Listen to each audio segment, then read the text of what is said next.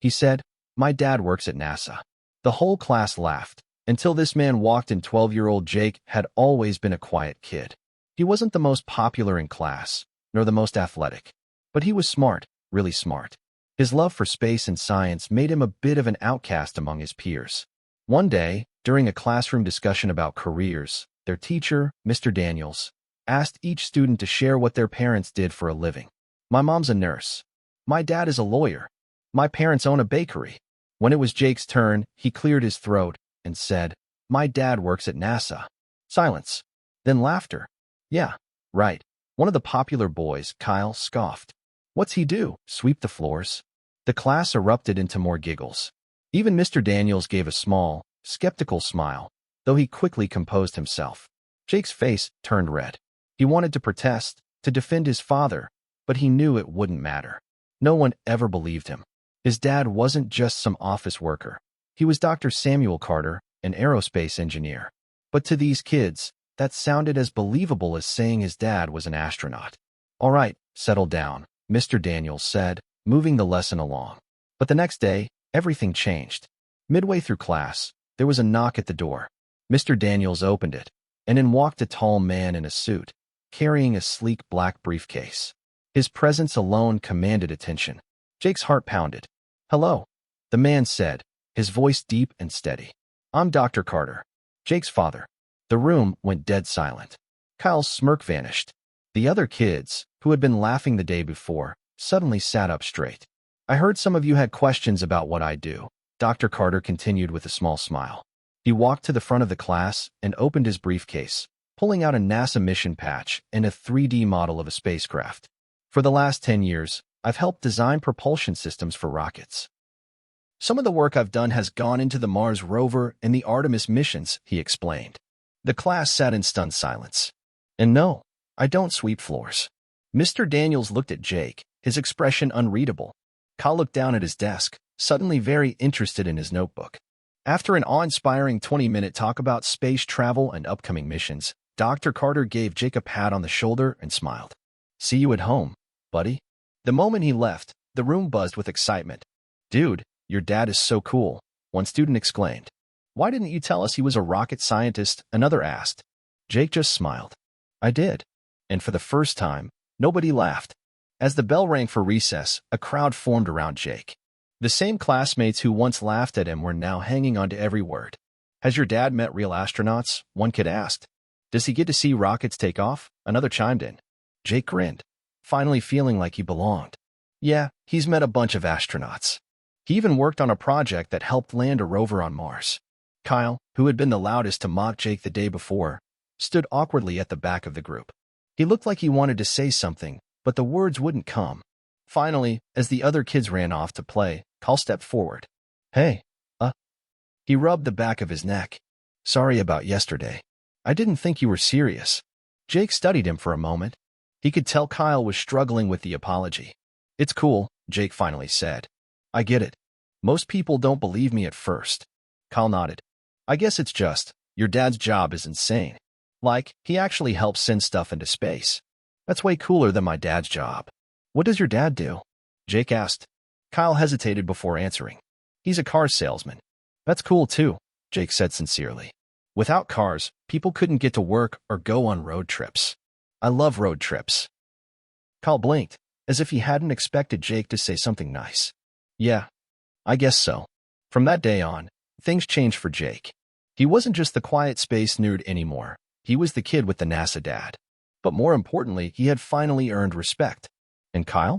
Well, he and Jake still weren't best friends, but they never clashed again. Instead, a sort of mutual understanding grew between them. A few months later, the school announced its annual science fair. This time, when Jake signed up to present a project on rocket propulsion, he wasn't alone. Kyle walked up to him and asked, "Think I could help? Maybe we could build a model rocket together." Jake smiled. "Yeah, let's do it." And just like that, a new friendship was launched, one small step for Jake, one giant leap for understanding.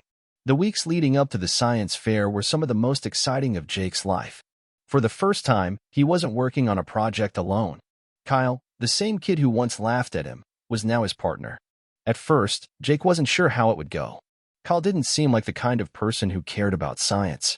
But to Jake's surprise, Kyle was actually pretty good at putting things together.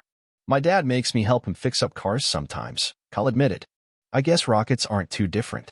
They spend hours after school building their model rocket. Jake handled the calculations, fuel ratios, aerodynamics, and trajectory, while Kyle focused on assembling the parts.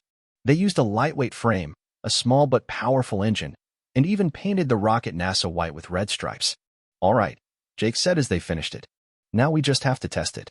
That Saturday, they met at the park with a small group of curious classmates. Kyle's hands were sweaty as he prepared to launch it. You sure this is going to work? Jake smirked. We did the math, didn't we? With a countdown from 5, Kyle hit the ignition switch. The rocket blasted off the launch pad, soaring into the sky before popping its tiny parachute and gliding safely back down. The crowd cheered. Even Kyle fist-pumped. That was awesome, he shouted. For the first time, Jake realized something. This wasn't just his moment. It was Kyle's too. The science fair showdown the day of the fair, their project drew a crowd. Other students had built volcanoes, robots, and weather models, but nothing compared to a real working rocket. Even Mr. Daniels was impressed. I have to admit, boys, I didn't see this coming. He smiled. You two might just win this thing. As the judges walked around, one of them, a woman in a suit with a NASA pin, paused at their table. This is an incredible project, she said. Who did the math on the propulsion system? Kyle immediately pointed at Jake. That's all him. He's, like, a genius. Jake chuckled. And Kyle put it all together. He made sure it actually worked. The judge nodded. I work with interns at NASA. If you keep this up, I could see you there one day. Jake's heart skipped a beat. Did she just say NASA? Before he could say anything, the winners were announced. First place, Jake Carter and Kyle Reynolds for their rocket propulsion project. Kyle grabbed Jake in a hug, nearly knocking him over. Dude, we did it. Jake beamed. This wasn't just about winning, it was about proving something. To the class. To Kyle. To himself. As they held up their trophy, Jake looked out at the cheering crowd. For the first time, he didn't feel like the quiet kid who got laughed at. He felt like he belonged. Winning the science fair was just the beginning. After their victory, Jake and Kyle's rocket experiment caught the attention of the local news. A reporter came to the school to interview them, and soon, their faces were on TV. I just love space, Jake told the camera. One day, I want to work at NASA like my dad. Kyle, standing beside him, grinned. I never really cared about science before, but this project changed my mind. Maybe I'll build rockets for real one day. A visit to NASA a few weeks later, Jake's dad had a surprise for them. Hey, boys, Dr. Carter said as they sat at the dinner table. NASA saw your science fair project, and they want to invite you for a tour. Jake nearly dropped his fork. Wait, NASA? Kyle's eyes widened. Like, the actual NASA? The one with astronauts and rockets and mission control. Dr. Carter laughed. That's the one. The following Saturday, Jake and Kyle stepped into the NASA facility, their jaws dropping at the sheer scale of everything. There were real spacecraft, massive control panels, and engineers working on top-secret missions.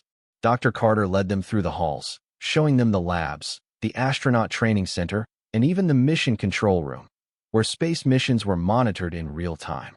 An astronaut in training walked past, giving them a nod. Kyle nudged Jake. Dude, that guy's gonna be in space one day. Jake grinned. And maybe one day, so will we. A new dream as they stood in front of a giant rocket prototype. Kyle turned to Jake. Okay, man. You were right, he admitted. Space is way cooler than I thought. Jake laughed. Told you. Kyle nodded toward the rocket. So, do you think we could actually do this? Like, for real? Jake didn't hesitate. I know we can. From that moment on, their dream was set. Jake wanted to design rockets. Kyle wanted to build them. And maybe, just maybe, one day, they'd watch a ship take off, knowing it was something they had built together. And this time, when they told people, no one laughed. Years later, Jake Carter would go on to become an aerospace engineer at NASA, just like his dad. And Kyle? He pursued mechanical engineering, designing real spacecraft components. The boy who was once laughed at for saying, "My dad works at NASA," he was now the one helping send people to the stars.